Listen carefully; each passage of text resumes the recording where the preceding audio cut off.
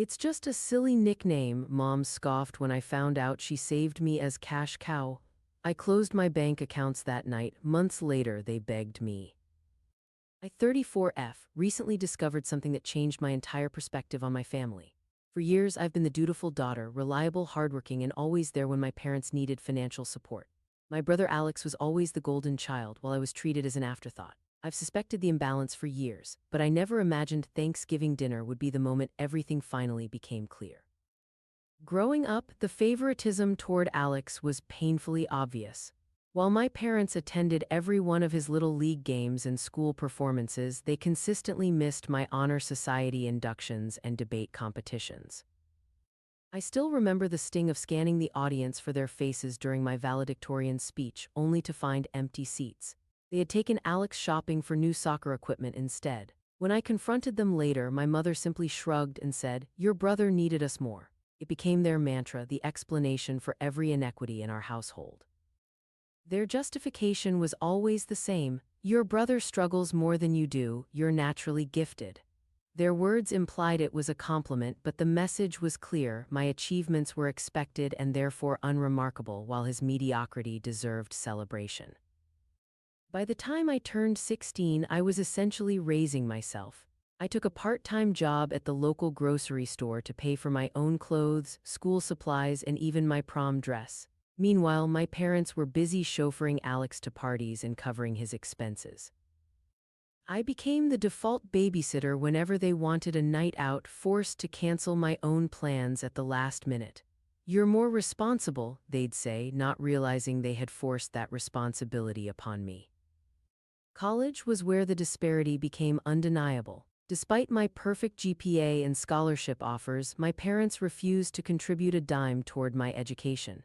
"We can't afford to support both of you," they claimed, yet they covered Alex's tuition in full, along with his apartment, meal plan, and car. I worked 3 jobs, waitressing on weekends, tutoring between classes, and pulling night shifts at a 24-hour convenience store. I lived on ramen and coffee, pulling all-nighters to maintain my grades while earning enough to stay enrolled. Meanwhile, Alex partied through his freshman year and dropped out with no consequences. Despite everything, I graduated summa cum laude with a degree in finance. No one from my family attended the ceremony. Alex had a hangover and my parents stayed home to take care of him. I told myself it didn't matter as I accepted my diploma, but the absence of cheers when my name was called left an emptiness I couldn't ignore. My early career became my salvation.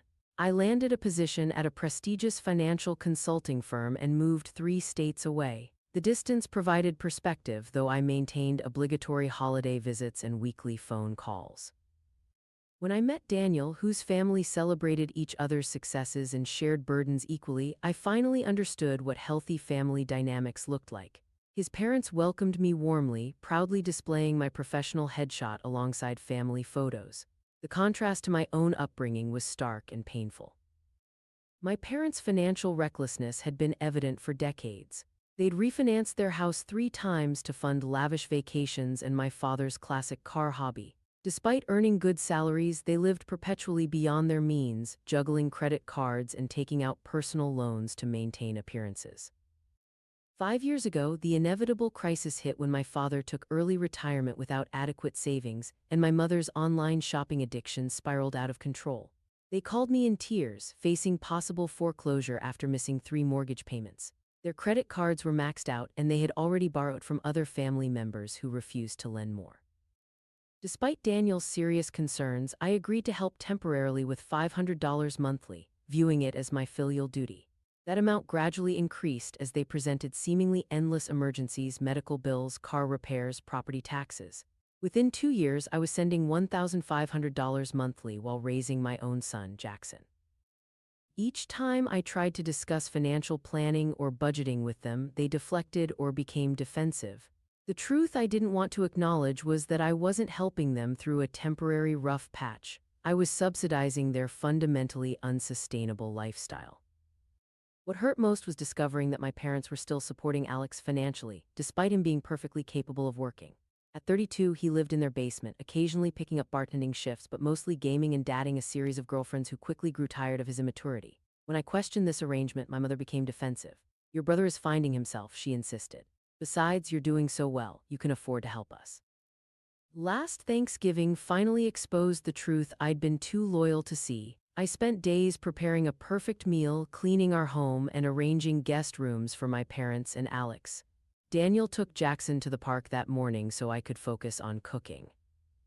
When my parents arrived, their criticism began immediately. The guest room was too impersonal.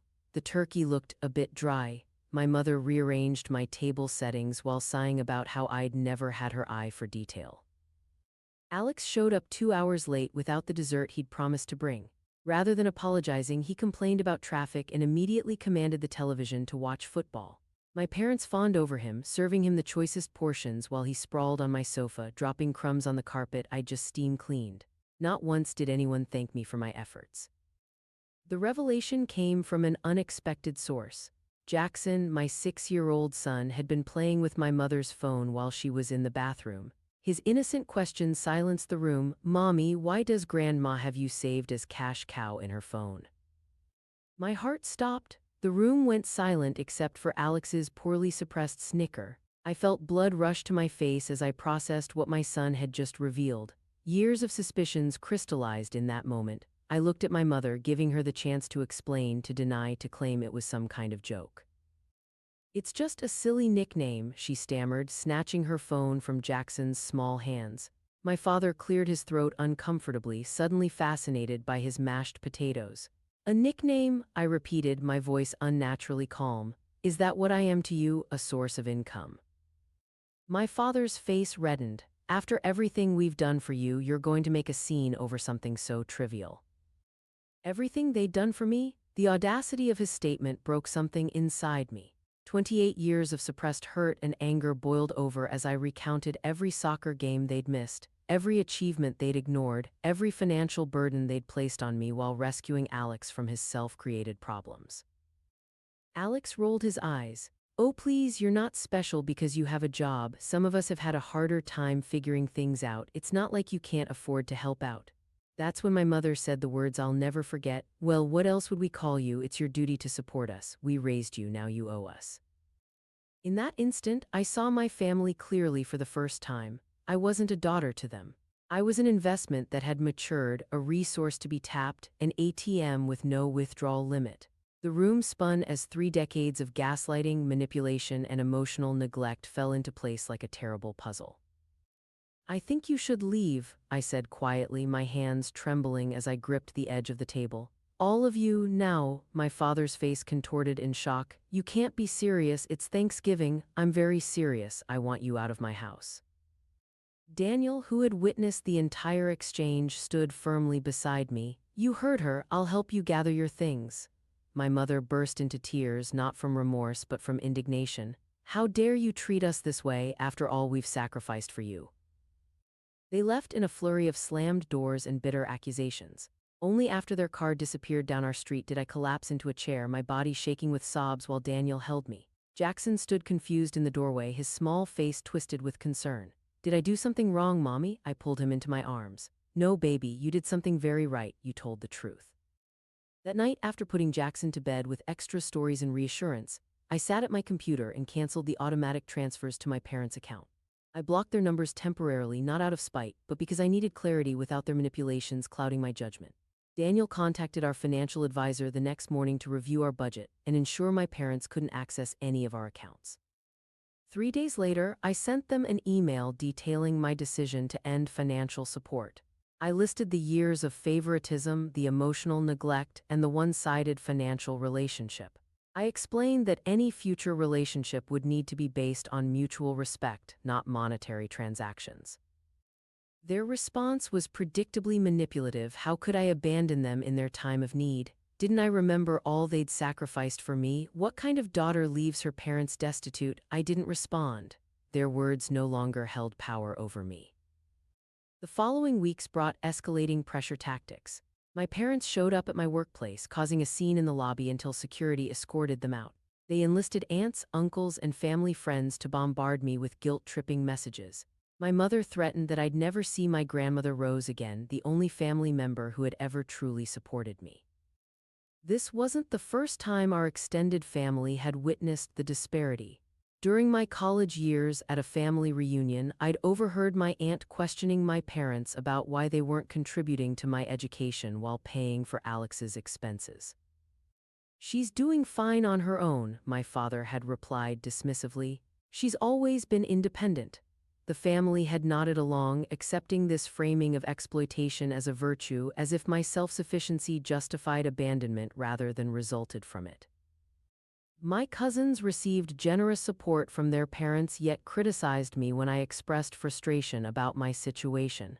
"At least your parents let you make your own decisions," they'd say, completely missing the point. Now, the family fractured along these same established lines. My father's siblings insisted that family supports family, conveniently forgetting how my parents had failed to support me when I needed them. My uncle, who had always enabled my father's poor financial choices by lending him money, was particularly vocal. "After all they sacrificed to raise you, this is how you repay them," he texted. My mother's younger sister, however, called me privately to admit she'd always seen how unfairly I'd been treated. "You were parenting yourself while they spoiled Alex rot," she confessed. "I should have said something sooner. We all should have intervened."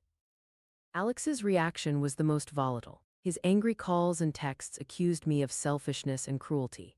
"They'll lose the house because of you," he raged. "Where am I supposed to live?" The irony that he, a healthy, educated, able-bodied man in his 30s, was more concerned about his living situation than finding employment was apparently lost on him. When his tirades failed to sway me, Alex's tactics shifted. He created a family group chat excluding me, where he painted himself as the concerned son trying to save our parents from their ungrateful daughter. When several relatives began to question his version of events, he abandoned that approach and tried a different angle. 2 months after Thanksgiving, he showed up at my workplace disheveled and seemingly remorseful. "I've been thinking about everything," he said, eyes downcast in practiced contrition. "Maybe I've taken advantage of Mom and Dad, and you." He asked if we could talk over lunch, his tone suggesting a breakthrough. I cautiously agreed. Any hope of genuine change evaporated 20 minutes into our conversation. After a superficial apology, he revealed his true purpose. He needed $8,000 for a business opportunity that would turn everything around. When I declined, his facade crumbled immediately. "This is why nobody actually likes you," he spat. "You think you're better than everyone because you have a job and a house. You've always been stuck up." He stormed out, leaving me to pay for the untouched meals. Next, he targeted grandmother Rose, visiting her at the assisted living facility with fabricated stories about my husband and me experiencing marital problems and financial difficulties. "She won't ask for help," he told Rose, "but she really needs support right now." His aim was transparent. He hoped Rose would offer money that he could intercept. Fortunately, Rose saw through his manipulation and alerted me immediately. I redirected my energy toward creating the loving family environment I'd never had. Jackson deserved better than to witness toxic family dynamics. Daniel and I took him camping, helped with his science projects, and cheered embarrassingly loud at his t-ball games. Most importantly, we celebrated his efforts regardless of outcome, making sure he knew his worth wasn't tied to his achievements. As for grandmother Rose, I reached out directly to her assisted living facility. The staff helped arrange private visits without my parents' knowledge. At 86, she was still sharp as a tack and immediately sensed something was wrong. When I explained the situation, she nodded knowingly. "Your mother was always jealous of you," she said, patting my hand. "Your independence threatened her. Some parents want their children to fly, others prefer to clip their wings to keep them close."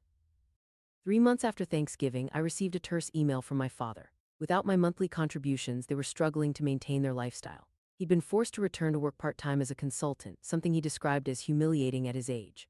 My mother had started selling her designer handbags and jewelry on consignment, each sale a personal affront in her mind. Alex was still unemployed and showing no signs of helping. 6 months in, the situation deteriorated further. A mutual friend mentioned that my parents' house was in pre-foreclosure. When I expressed concern, she revealed what my parents had hidden from everyone. Alex had accumulated nearly $150,000 in gambling debts over several years, and my parents had drained their retirement accounts to bail him out multiple times. They had also taken out a second mortgage 3 years earlier, something they had never disclosed to me while pleading for monthly support. The revelation explained why my temporary financial assistance had never seemed to improve their situation. I'd been unknowingly throwing money into the black hole of Alex's addiction and my parents' enablement. The most disturbing detail was that they had known about Alex's gambling problem for nearly a decade. Instead of getting him professional help, they had shielded him from consequences, believing they could manage the situation by paying off his debts and hiding the truth from the family. My financial support hadn't been supplementing their retirement. It had been enabling a destructive cycle while they maintained the illusion of normalcy. This revelation should have angered me, but instead I felt a profound sadness.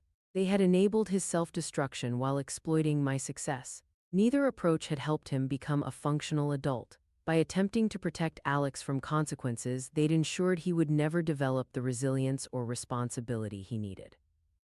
1 year after the cash cow revelation, my life had transformed.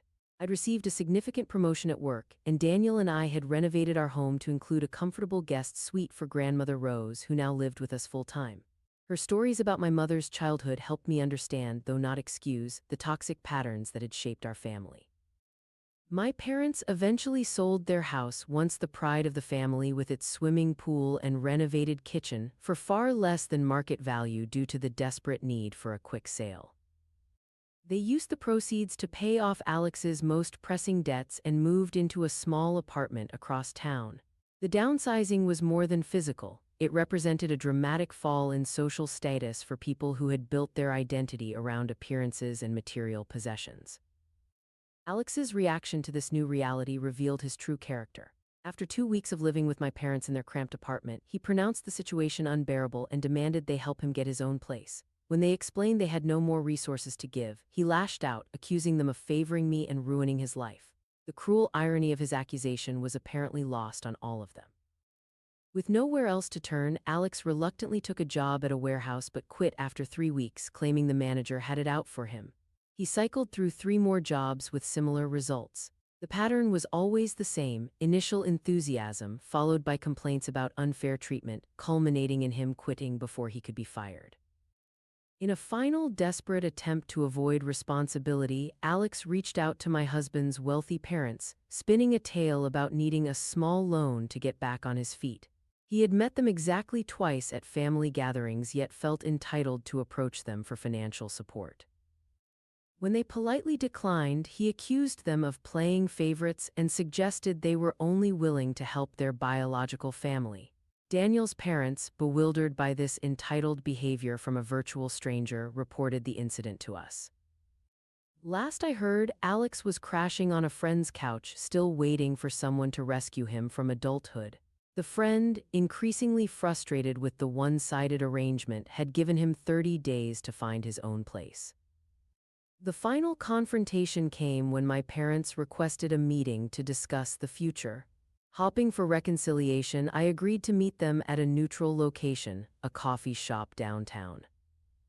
I should have known better. Within minutes, it became clear their only interest was financial. They needed money for a security deposit on a better apartment.